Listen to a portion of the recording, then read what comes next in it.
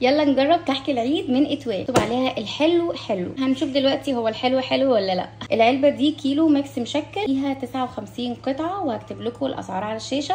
دلوقتي نفتحها ونجربها مع بعض ونشوف كحك اتوال السنه دي عامل ازاي. تعالوا نشوف مكونات العلبه. كحك وبسكوت غريبه، كحك تاني، بسكوت شوكليت، بيدي فور. اول حاجه طبعا هنبدا بيها الكحك. هقول لكم كام كحكايه: 2 4 6 8 10 12 14 16 18 كحكايه. كحك ساده، السكر بره، شكل الكحكايه بيرفكت. يلا ندوق. واو واو واو رائع، مليون من 10، مش قادره اتكلم. ناعم لذيذ، مفهوش سمسم، وانا بحب الكحك اللي مفهوش سمسم. في افتر تيست كده سكر خفيف قوي، رائع.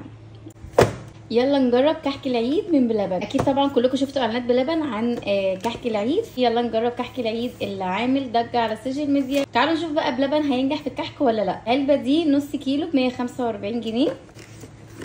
ده شكل الكحك. طبعا العلبه اتفتحت قبل ما اصور. تعالوا نشوف فيها كام كحكايه: 2 4 6 8 10 12 14 16. معايا كمان كيس سكر بودر. يلا بقى ندوق الكحك. شكل الكحكايه من بلبن، شكلها بصراحه حلو، بصراحه ريحته حلوه. فيلا دلوقتي انا متشوقه جدا ان انا ادوقه. في سمسم، طعم السمنه مش باين بصراحه، طعمه كده تحسوا انه بيتي، هو ناعم قوي وحلو برده. تعالوا ندوقه كده بالسكر. طعمه حلو والله بالسكر، بس السمسم باين فيه قوي، وانا من الاشخاص اللي مش بحب الكحك اللي فيه سمسم باين. السمنه مش باينه. بصراحه هو مش واو، بقيمه 7.5 من 10. يلا نجرب كحك العيد من العلبه. العلبه دي كيلو مشكل، فيها كحك وبسكوت وبيدي فور. هكتب لكم الاسعار على الشاشه.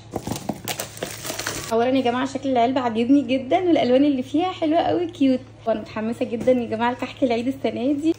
واو، في هنا بسكوت، في كحك ساده، بيدي فور. يلا نفتحها ونشوف الطعم.